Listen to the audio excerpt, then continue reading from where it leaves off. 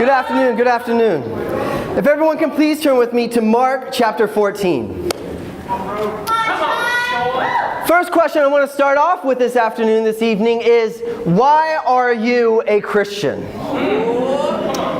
See, if you are just joining with us the very first time in the past couple of weeks, we have been answering a lot of questions about Christianity.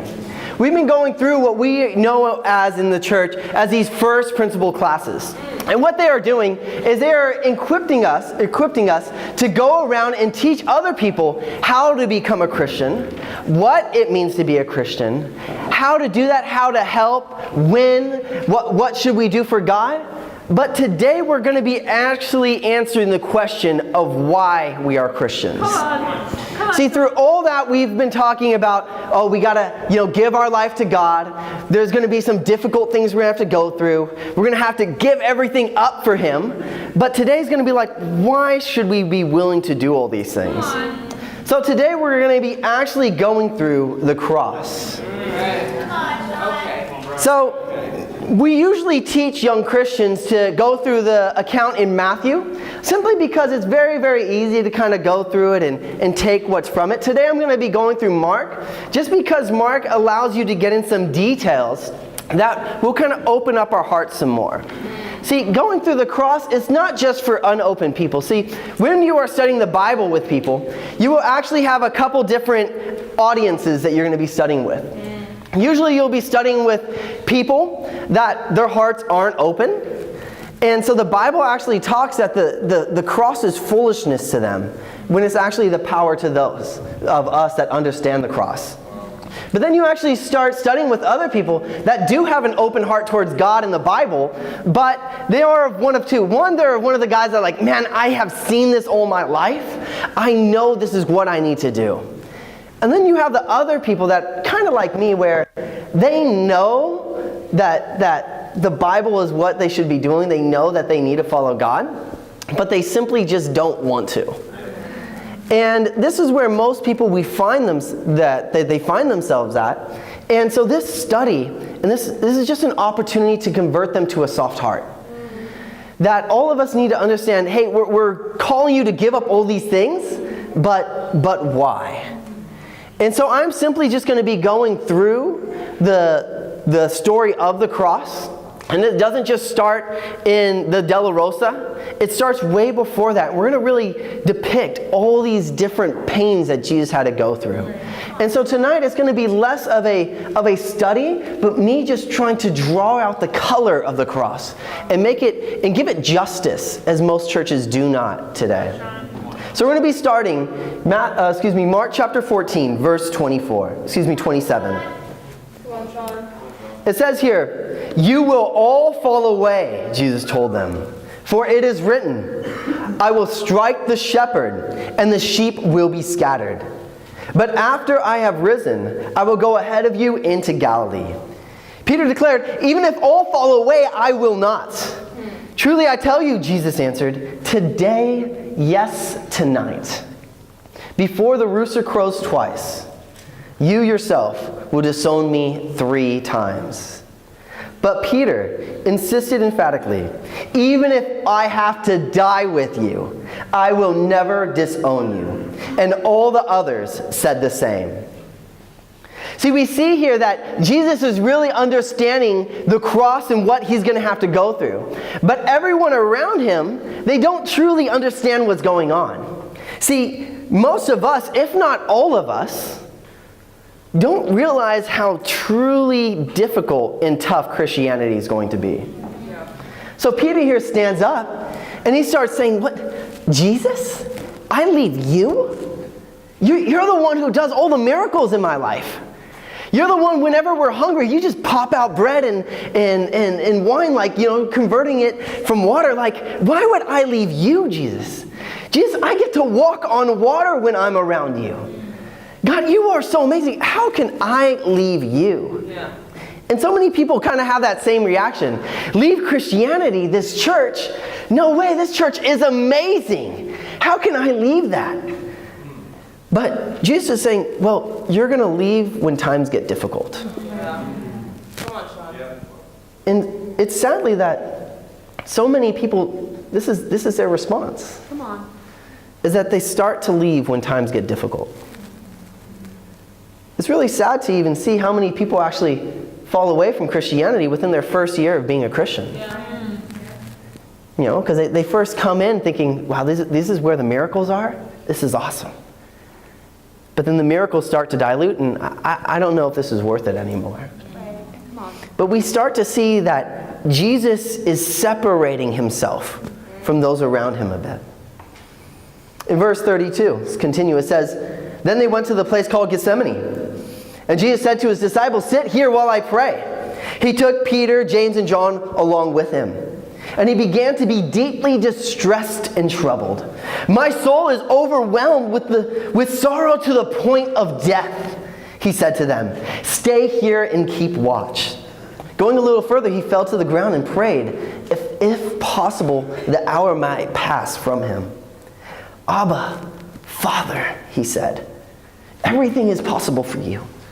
Please take this cup from me. Yet not as I will, but what you will.' Then he returned to his disciples and found them sleeping. 'Simon,' he said to Peter, 'are you sleeping? Couldn't you keep watch for 1 hour? Watch and pray so that you will not fall into temptation. The spirit is willing, but the flesh is weak.' One more he went away and prayed the same prayer. When he came back, he again found them sleeping, because their eyes were heavy. They did not know what to say to him. Returning the third time, he said to them, 'Are you still praying and resting?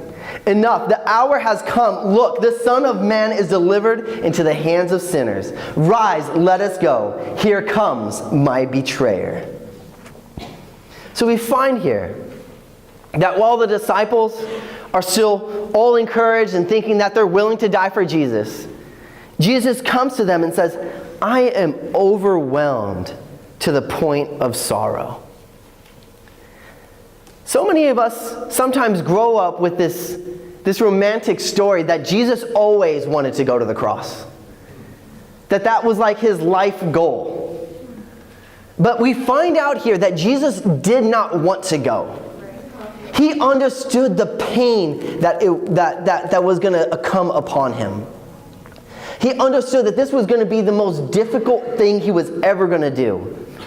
And he kind of had this in his heart of, "God, I know I need to go, but isn't there just another way, Dad? Father, please, if you can take this cup from me, please take this cup from me." And some of us have that heart sometimes when it comes to Christianity. It's like, "God, I know what it takes to be a Christian, but isn't there just another way, Father? Yeah. God, can you take this away from me? Can you give me another way?" I know even for myself, I had that big temptation.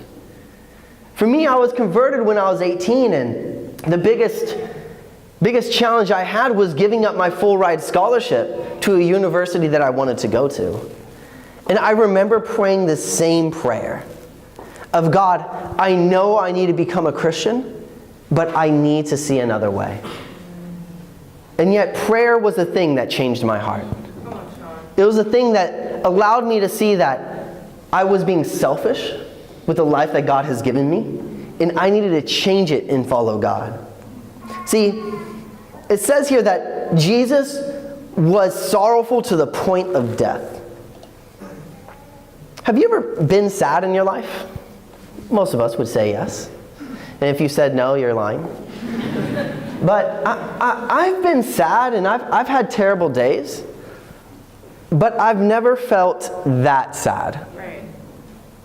To the point where my sadness felt like I was going to die. There are just some places in the Bible where I just can't relate to Jesus. And this is one of them. But we see here that Jesus didn't want to go to the cross, but the thing that changed his heart as well was prayer.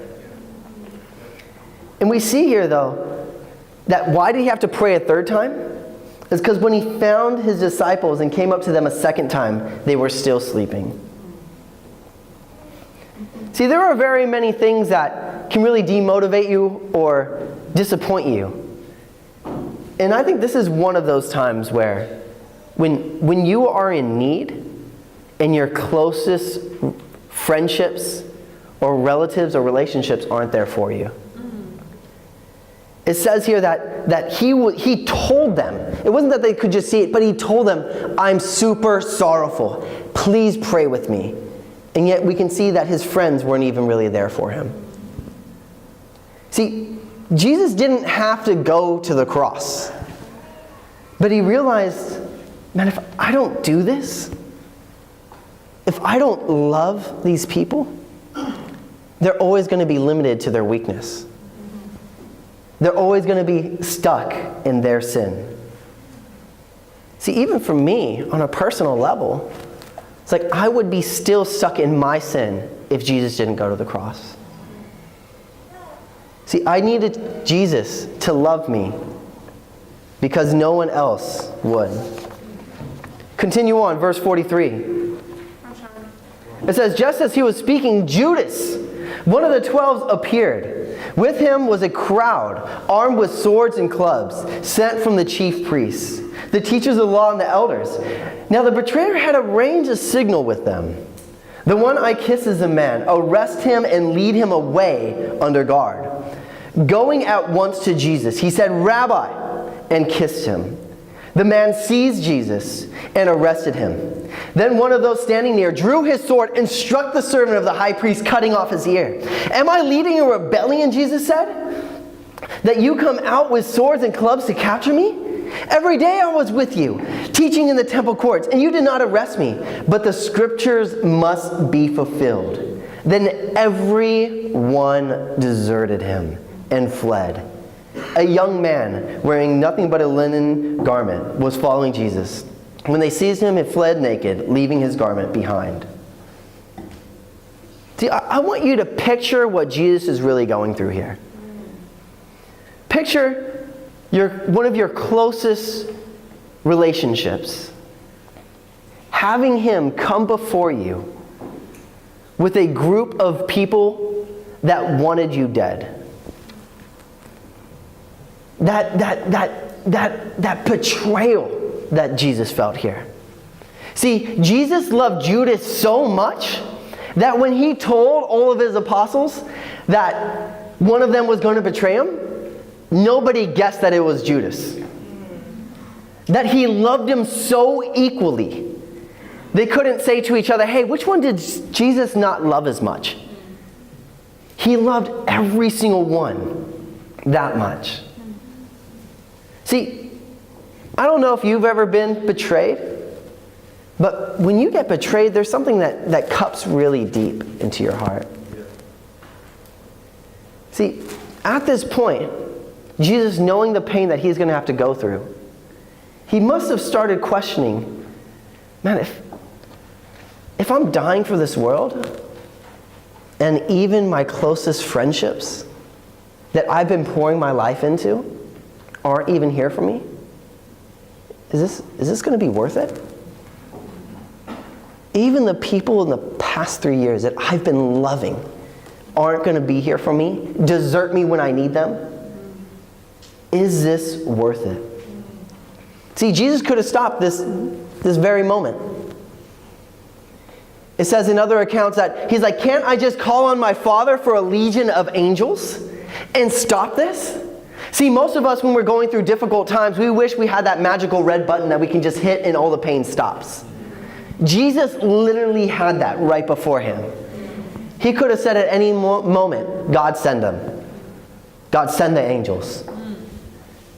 See, this is what makes Jesus different than all of us. It talks about here that the easy way out isn't always the right way out. Come on. It's true. See, I know in difficult times in my life, I know the biggest thing that I'm usually tempted with is just quitting. Mm-hmm. I grew up for a long time just being a quitter, being a coward, being somebody that just wouldn't want to go through the pain. And yet here's Jesus, sees people betraying him, sees his friends running away, and he still pushes forward.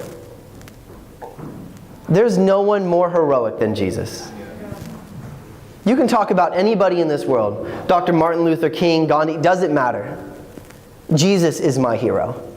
Come on.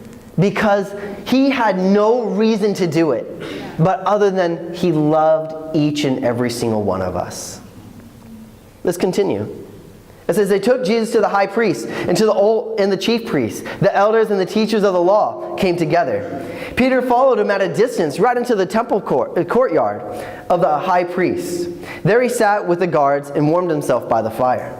The chief priests and the whole Sanhedrin were looking for evidence against Jesus so they could put him to death, but they did not find any. Many testified falsely against him, but their statements did not agree. Then some stood up and gave false testimonies against him. We heard him say, I will destroy this temple made by human hands, and in 3 days will build another, not with hands. Yet even their own testimonies did not agree. Then the high priest stood up before them and asked Jesus, Are you not going to answer? What is this testimony that these men are bringing against you? But Jesus remained silent and gave no answer. Again, the high priest asked him, Are you the Messiah, the Son of the Blessed One? I am, said Jesus, and you will see the Son of Man sitting at the right hand of the Mighty One and coming on the clouds of heaven. The chief priests tore their clothes. Why do we need any more testimonies? Any more witnesses, he asked. You have heard the blasphemy. What do you think?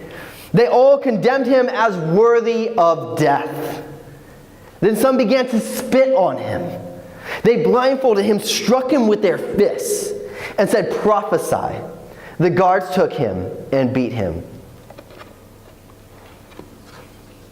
See, we see here that Jesus knew that he had to go to the cross. That nobody would be saved unless he did so.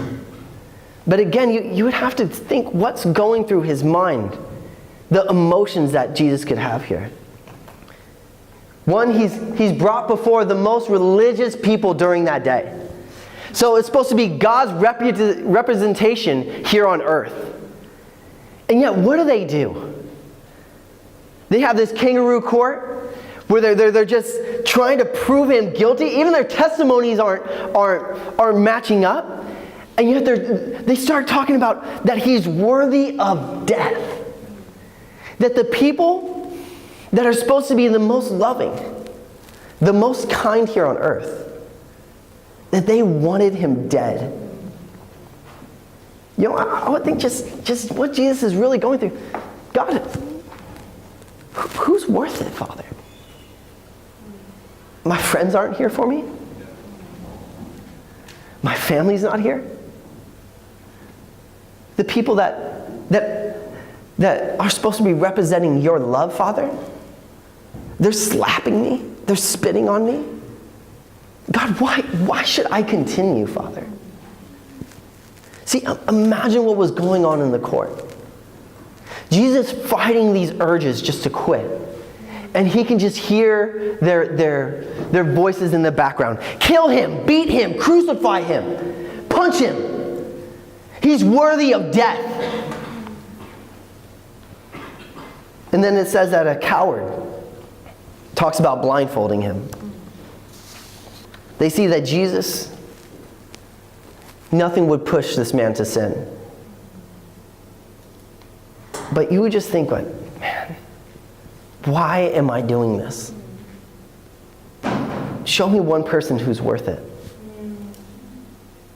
But then we start to look and like, he did it because he loved us. If I was the only person that sinned in the world, Jesus would have still died for me. And that's what makes the cross personal. Is that I understand we can all say we're all sinners. But for me, Sean Valenzuela, Jesus died for me. Jesus went through that pain, that suffering, that shame from me. It says, while Peter was below in the courtyard, one of the servant girls of the high priest came by. When she saw Peter warming himself, she looked closely at him. You also are with the Nazarene Jesus, she said. But he denied it. "I don't know or understand what you're talking about," he said. And he went out into the entryway.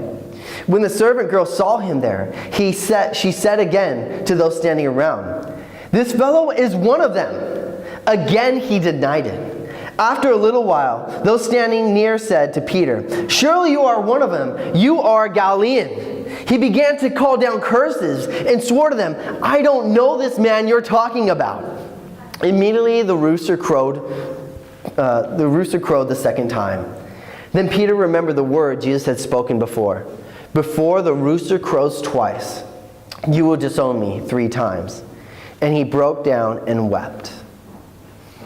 It says here in Luke chapter 22 that after he had denied him 3 times, Jesus looked into Peter's eyes, and Peter broke down crying. I wonder if I could face Jesus after sinning in my life. I always read this and try to picture me going out doing pornography and trying to look Jesus in the eyes. Me saying a lie. Me being proud, disrespectful, and try to look Jesus in the eyes at that moment. I don't think I could. Out of all this story, I feel like I can relate to Peter the most. Feeling that I'm too weak and pathetic to even just face Jesus while he's going through his hardest times. See, if you think, and if I start to think that Christianity is difficult here in Australia, all I have to do is just read this story again. How ashamed I should be whenever I start to get tempted that Christianity is difficult here. See, Jesus knew that we were going to be weak. He knew that if I don't go to the cross, every single person is going to be like Peter. Every person's going to deny God. Every person's going to fall weak and pathetic. Every person's not going to measure up to him. So I need to do this because they need the Holy Spirit. They need it, or else they won't be able to be a Christian. See, Jesus died so that in our weakness, God could be strong. In chapter 15, it says, very early in the morning, the chief priests with the elders, the teachers of the law, and the whole Sanhedrin made their plans. So they bound Jesus, led him away, and handed him over to Pilate. "Are you the king of the Jews?" asked Pilate. "You have said so," Jesus replied. The chief priests accused him of many things. So again Pilate asked him, "Aren't you going to answer? See how many things they are accusing you of?" But Jesus made no reply. And Pilate was amazed. Now there was a custom at the festival to release a prisoner whom the people requested. A man called Barabbas was in prison with the insurrectionists who had committed murder in the uprising. The crowd came up and asked Pilate to do with them what he had usually did. "Do you want me to release to you the king of the Jews?" asked Pilate, knowing it was out of self-interest with the chief priests that handed Jesus over to him. But the chief priests stirred up the crowd to have Pilate release Barabbas instead. "What shall I do then with the one that you call the king of the Jews?" Pilate asked them. "Crucify him," they shouted. "Why? What crime has he committed?" asked Pilate. But they shouted all the louder, "Crucify him," wanting to satisfy the crowd. Pilate released Barabbas to them, had Jesus flogged, and handed him over to be crucified. See, after reading this, I can just see that the world does not provide any type of justice. Pilate here knows that Jesus is innocent. Pilate saw again and again that there was nothing wrong with Jesus. He committed no crime. Yet he allowed the crowd to sway his decision. It talks about here in verse 8 that the crowd came up and asked Pilate, hey, can you do what you usually do? Release the prisoner? So Pilate must have been thinking, oh, okay, maybe they want Jesus to be released. I'm just going to get Barabbas, somebody who's a known murderer, and it's going to be an easy choice. He's like, you have the king of the Jews. You guys are Jewish. This is your king. He hasn't done anything wrong. And here's Barabbas, a murderer. Who do you guys want? And the chief priest says that they stirred up the crowd, that they wanted Pilate. They told Pilate, hey, release somebody, and they wanted Pilate to know, we want Jesus to die. So they released the murderer. Like, what shall we do with Jesus then? And they say, he's still worthy of death. Crucify him. Beat him. Flog him. And I would think during this time, Jesus must have been looking out on the crowd and, where are all the people that I healed? Where are the parents where I raised their kids to life? Why aren't they defending my name? Where's the person from the cave that I healed? Where's the person where I said, your sins are forgiven? Why aren't they here? See, I think there's a lot of things in life that really stab to the heart, but ingratitude is one of them. That Jesus must have been like, man,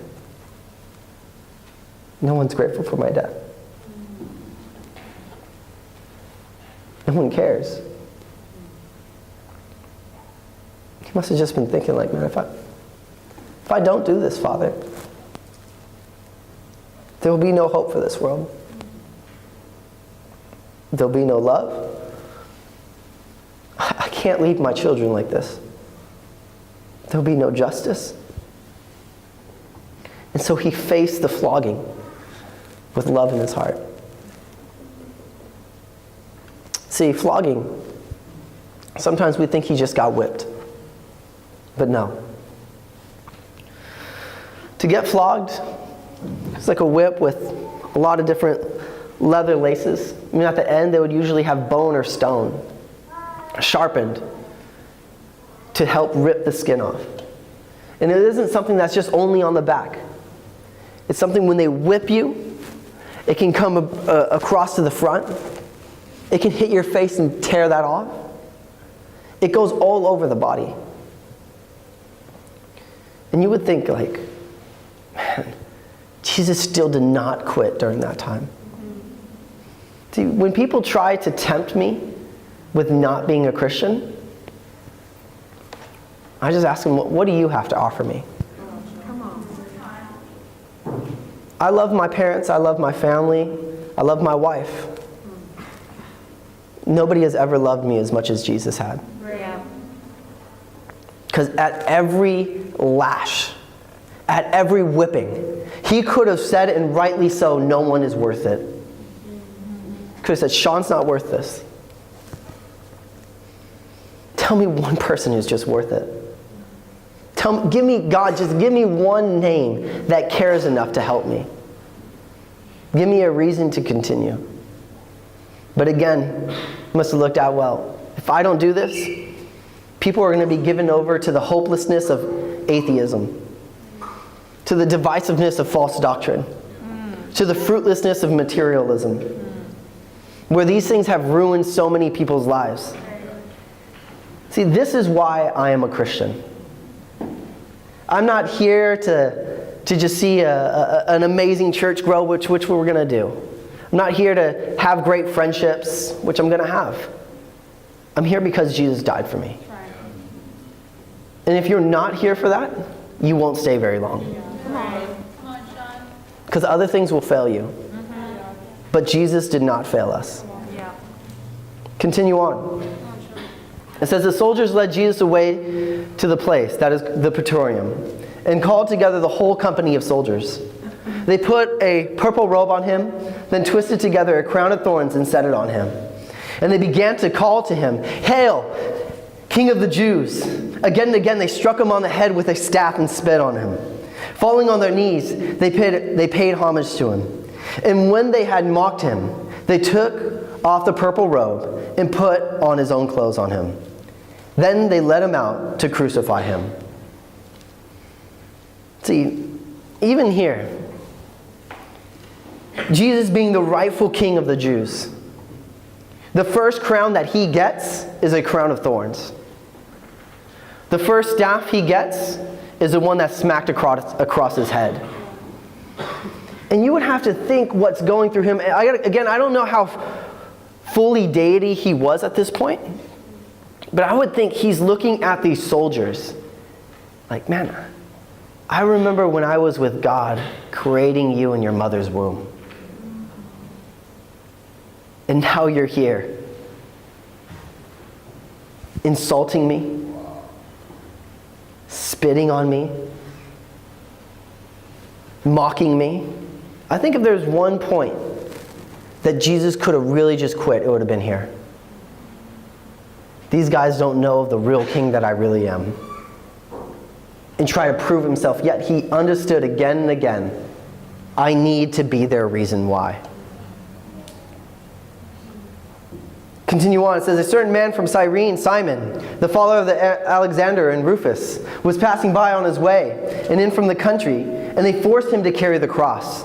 They brought Jesus to the place called Golgotha, which means the place of the skull. Then they offered him wine mixed with myrrh, but he did not take it. And they crucified him, dividing up his clothes, and they cast lots to see what each would get. It was 9 a.m. when they crucified him. The written notice of the charge against him read, "The King of the Jews." They crucified 2 rebels with him, one on his right, one on his left. Those who passed by hurled insults at him, shaking their heads and saying, "So, you are going to destroy the temple and build it in 3 days? Come down from the cross and save yourself." In the same way, the chief priests and the teachers of the law mocked him, saying, "He saved others," they said, "but he can't save himself. Let this Messiah, the King of Israel, come down from the cross, that we may see and believe." Those crucified with him also heaped abuse on him. So here it talks about that Jesus, after being whipped, going up to Golgotha, it says that he wasn't strong enough even to lift the beam. See, most churches or most painters nowadays say that they carry the whole cross. Actually, the wooden stipe is already on the mountain, already on the hill, while you just have to carry the upper beam. And Jesus couldn't even carry that. And it talks about here that they tempt him with saving himself. But he realized, if I save myself, I won't be able to save you. See, crucifixion was designed at the time to be one of the most painful tortures during that time. Most people think that he got nailed through the hand, but actually what would happen if you got nailed here and your body weight, it would strip out of the bone. So what they would do is they'll nail it between the wrists here. They'll nail your feet on top of each other, right through the middle. And you don't die like losing blood or anything. You die by suffocation. That while you're there, your body's hanging low and you have to push yourself up, pulling your whole body weight up from your hands and from your feet to get another breath in. But when that becomes too painful, you end up suffocating. And it's here, it's like, again, you see on his left and his right, the people that should have died, they were mocking him. And yet we find out that through other accounts, Jesus was still not focused on his pain, but on others. Talks about that he says he gives one of the thieves salvation. "You will see me in paradise." And it talks to his brother and tells him to take care of his mom. That even on the cross, Jesus was still focused on other people's salvation. See, sometimes I struggle with evangelism and sharing my faith, but this verse just takes it all away. Because most times that I struggle with it, it's just because I don't want to. I'm tired. I've had too many rejections. I've already done it yesterday. But what if that was Jesus' response? I just don't want to. None of us would be sitting here today. And that's just something I had to understand is people are waiting for my courage to hear Jesus. So Jesus here, now crucified, now hanging on the cross, is actually going to come up to the darkest time of the cross. So we see here that he's already been mentally hurt by his friends, emotionally abandoned by his closest people, emotionally abandoned by all the people that he healed and that he thought that were going to be with him. You see that there's a physical pain that he went through, but we're going to also see the most pain that he went through here spiritually. It says at noon, darkness came over the whole land until 3 p.m. And at 3 p.m, Jesus cried out in a loud voice, Eloi, Eloi, lema sabachthani, which means, my God, why have you forsaken me? See, the ultimate pain of Jesus was not just the mental and the emotional pain that he was going to go through from feeling abandoned. Not just the physical pain that he was going to have to persevere through, but the spiritual pain of being separated from God. See, the whole time through all of this, Jesus had God at his right hand, being able to pray in his mind, being able to reach out to him like, God, help me through this. God, I can pray again. God, please let me just get through one more whip. God, allow me just to carry this just a little bit further. Father, it's almost done. But we see here that even in 1 Peter chapter 2:12 is that what separates us from God is our sin. At this very moment, we understand that Jesus has taken up our sin. So with that, Jesus is now separated from his Father for the first time in his existence. See, I've felt alone sometimes in my life. I've never felt that alone. Where he looked out everybody, nobody was there for him. And now he couldn't even pray to God. That there was just silence. God? Father? Where are you, God?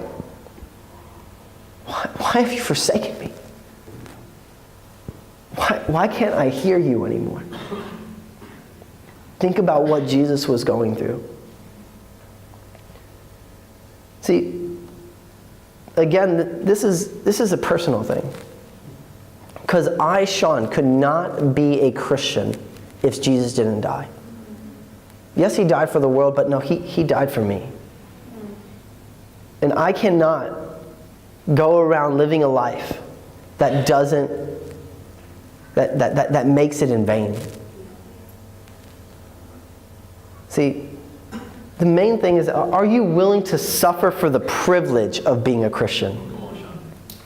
See, we die to sin and we live for righteousness. So many people are okay to die for sin. You know, okay, yeah, I'll die. I'll leave the sin that Jesus died for. But he didn't just die for sin. He died so that you can live for righteousness. See, most churches talk about repenting and this. What about living for righteousness? What about making God's sacrifice worthy? What about going out and sharing your faith?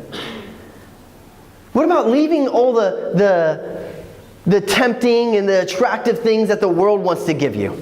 Leaving that for God's set purpose. Not doing your own will, but doing God's will. What about that? See, this is where I had to understand that being a Christian is not difficult. It is a privilege that I get.